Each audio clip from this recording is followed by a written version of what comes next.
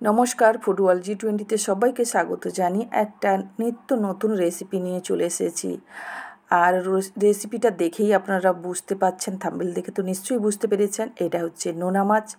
আর অনেকে এখানে বলেনি, অনেকে পছন্দ করে না নোনা মাছ, কিন্তু এইভাবে রান্না করে দিলে সবাই কিন্তু হাত চেটেপুটে খাবে এবং এর টেস্টটা মানে আরও দ্বিগুণ বেড়ে যাবে। তো আমি এই নোনা মাছটার নাম বলছি শাটিং মাছ। এই শাটিং মাছ কিন্তু খেতে দুর্দান্ত লাগে। গরম ভাতের সঙ্গে কাঁচা লঙ্কা, পেঁয়াজ, লেবু আর এই শাটিং মাছ ভাজা দিয়ে করে কিন্তু খাওয়া হয়ে যাবে।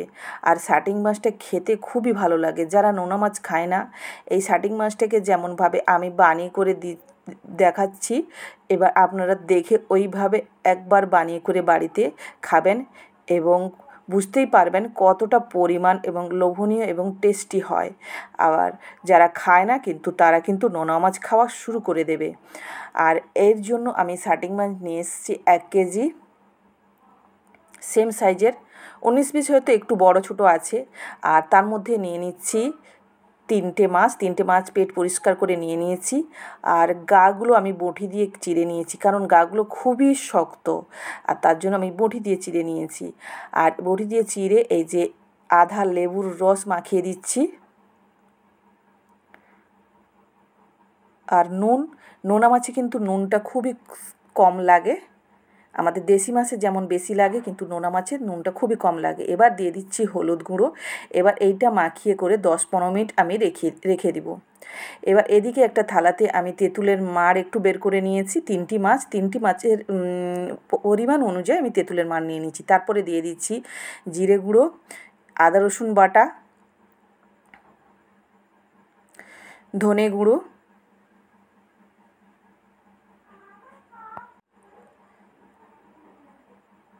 লঙ্কার গুঁড়ো,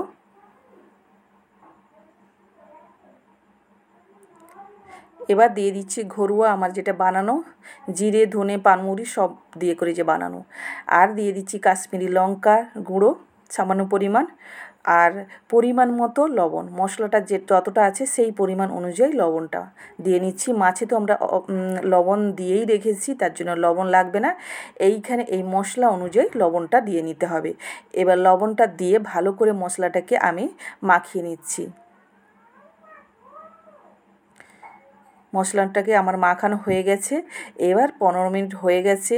মাছটার উপরে এই মশলাগুলো দিয়ে ভালো করে আমি মাখিয়ে আরও 5 থেকে 10 মিনিট আমি রেখে নেব।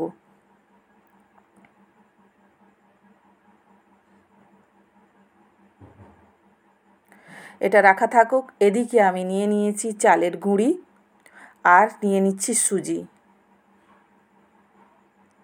আর সামান্য পরিমাণ সুজি দিয়ে ভালো করে চালের গুঁড়ি আর সুজিটাকে আমি মিশিয়ে নিলাম। আমার 10 থেকে 5 মিনিট হয়ে গেছে। 5-10 মিনিট, যেমন বেশি রাখবেন ততই ভালো হবে। এবার দিয়ে দিচ্ছি মাছগুলো দিয়ে মাখিয়ে নিচ্ছি। এই যে দেখুন, এইভাবে 3টে মাছকে আমি সুন্দর করে মাখিয়ে নিচ্ছি।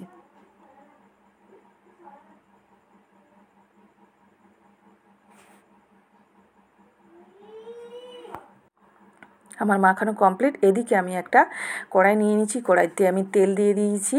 তেল দিয়ে গরম করে নিয়েছি। খুব ভালো করে গরম করতে হবে। তারপরে মাছগুলোকে দিয়ে দিলাম। এই যে আমি 2 পিস দিয়েছি, কারণ এর থেকে বেশি ধরবে না। আর মাছটা খুবই লম্বা, তো তার জন্য বেশি ধরবে না।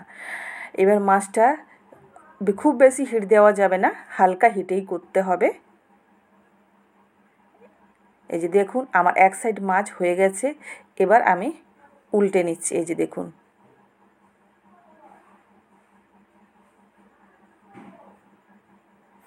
আর এক সাইড হোক, তার জন্য গ্যাসটা খুব বেশি হিট দিইনি। এই যে মাছগুলো ভাজা হয়ে গেছে।